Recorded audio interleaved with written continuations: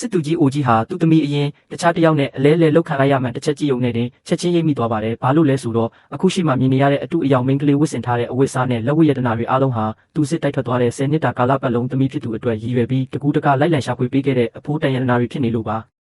သူ့ရဲ့မေးမြန်းမှုအောက်မှာအကွက်များတဲ့အဲ့ဒီမိန်းကလေးကစင်ကြေစင်လက်တွေနဲ့လိန်ညာဖို့စူးစမ်းနေပါသေးတယ်။ဒါပေမဲ့စစ်သူကြီးအိုကြီးကမိမိရဲ့သမီးရင်းကိုမမှတ်မိပဲနေပါမလားမွေးစားသားတွေကလည်းအမှန်တိုင်းမပြောပဲဖုံးကွယ်နေကြတာမြင်တော့စစ်သူကြီးကဓာဆွဲထုတ်ပြီးအမှန်တိုင်းပြောဖို့ချင်းချောက်ပါတော့တယ်ဒီတော့မှပဲသမီးဖြစ်သူကိုလူညင်းပန်းနှိပ်စက်ရနေရဖြစ်တဲ့ရန်ယူလောင်ပြစ်တစားအိမ်ကိုပို့လိုက်ကြမှန်းသိလိုက်ရပါတော့တယ်စစ်သူကြီးလည်းဒေါသအလိမ့်လိမ့်ထွက်ပြီးမိမိကိုယ်တိုင်ဒီလိုကျေးဇူးကမ်းတဲ့လူမိုက်တတိုက်ကိုမွေးမြူမိခဲ့လေခြင်းဆိုပြီးနောက်တရားလိုမဆုံးဖြစ်သွားရပါတယ်ဒါပေမဲ့အခုလောလောဆယ်ကစရင်ရှင်းရမယ့်အချိန်မဟုတ်သေးတာမို့သူဟာလူတွေကိုအမြန်ခေါ်ပြီးရန်ယူလောင်တာတဲ့ကိုအတင်းဝင်ရောက်စီးနှင်းခဲ့ပြီးနောက်ဆုံးမှာတော့ထင်းကိုတောင်ထဲမှာတကိုယ်လုံးဒဏ်ရာတန်ချက်တွေနဲ့လဲလျောင်းနေတဲ့သမီးဖြစ်သူကိုရှာတွေ့ခဲ့ပါတယ်သမီးရဲ့တနာစရာတရံကိုမြင်လိုက်ရတဲ့စစ်သူကြီးအိုကြီးခမညာမျက်ရည်တွေတားမနိုင်စီမရကြာဆင်းလာခဲ့ရရှာ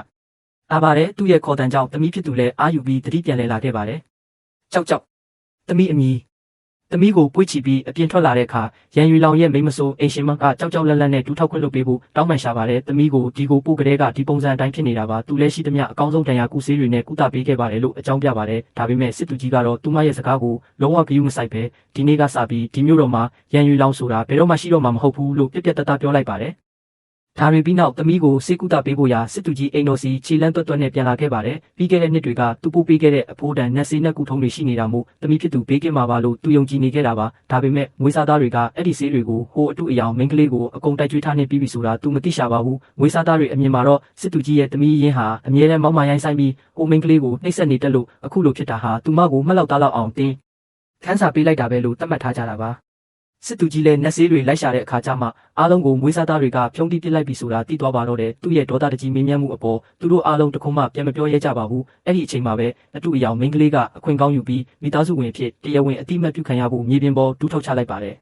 စစ်တိုက်ထွက်သွားတဲ့10နှစ်တာအတွင်းမှာမိမိသမီးလေးခံစားခဲ့ရမယ်ဆင်းရဲဒုက္ခတွေကိုတွေးမိပြီးစစ်သူကြီးအိုကြီးဟာဒေါသအဟုန်ပြင်းထန်လာကဒီအတူအယောင်မောက်ကိုကိုယ်တိုင်လက်နဲ့ဆွဲဆုပ်ပြီးကလဲစားချခြင်းစိတ်တွေပေါက်လာပါတယ်အဲ့ဒီမိန်းကလေးကစင်ကြေပေးဖို့ကြိုးစားပေမဲ့စစ်သူကြီးကသူမကိုမြေပြင်ပေါ်ကိုစောင့်တုံးပစ်လိုက်ပါတယ်ဒါကိုမြင်တော့မွေးစားသားတွေကရင်ကျိုးမတက်ခံစားရပြီးစစ်သူကြီးကိုနောက်တစ်ခါထက်လို့ရင်အဖေနဲ့သားအကျွမ်းမဲ့အဆက်အသွယ်ဖြတ်မယ်ဆိုပြီးပြန်လဲချင်းချောက်လာပါတယ်ဒါပေမဲ့မကြခင်မှအားပဲစစ်သူကြီးကသူတို့အားလုံးကိုကိုယ်တိုင်လက်စဖျောက်တော့မယ်ဆိုတာသူတို့မသိကြပါဘူး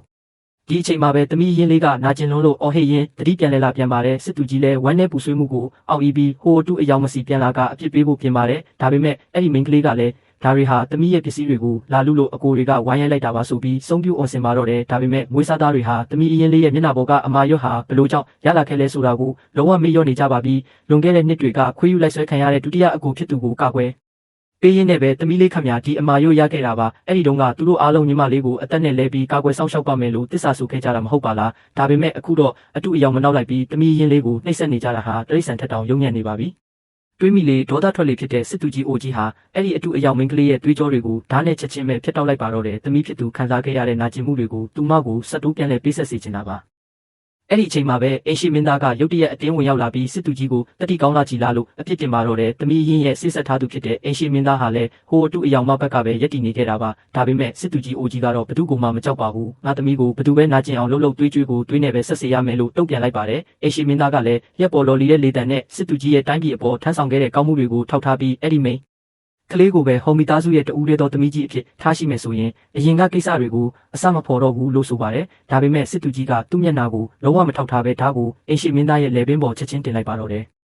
အင်ရှိမင်းသားလည်းလက်ဖြတ်သွားပြီးစစ်သူကြီးကမိမိကိုဒီလိုလုပ်ရဲလိမ့်မယ်လို့မထင်ထားခဲ့ပါဘူးစစ်သူကြီးကတော့ရဲတောက်လေတန်နဲ့ငါရဲ့စစ်တီအင်အား2သိန်းဟာမြို့ပြင်မှာအသင့်ရှိနေတယ်မင်းအင်ရှိမင်းသားဖြစ်မဖြစ်ဆိုတာငါအဆုံးဖြတ်ပုံမှာပဲမူတည်တယ်လို့ချင်းချောက်လိုက်ပါတယ်အခြေအနေတွေတင်းမာမှုအထုပ်ထိပ်သို့ရောက်နေစင်မှာပဲအစီကံတယောက်အပြေးလွှားရောက်လာပြီးအခုဧကရမင်းမြတ်ကိုယ်တိုင်စစ်တီတွေကိုဥဆောင်ပြီးစစ်သူကြီးအိမ်တော်ကိုဝိုင်းထားပါပြီလို့သတင်းလာပို့ပါတယ်ဒါအပြင်စစ်သူကြီးဟာတာသမီကိစ္စအောက်ကျနောက်ကျဖြစ်ပြီးအမှားကြီးမှခဲ့တဲ့အတွက်စစ်အာဏာနဲ့စစ်တစိတ်တုံးကိုတင်စေတော့မယ်လို့အမိန့်ပြန်လိုက်ပါတော့တယ်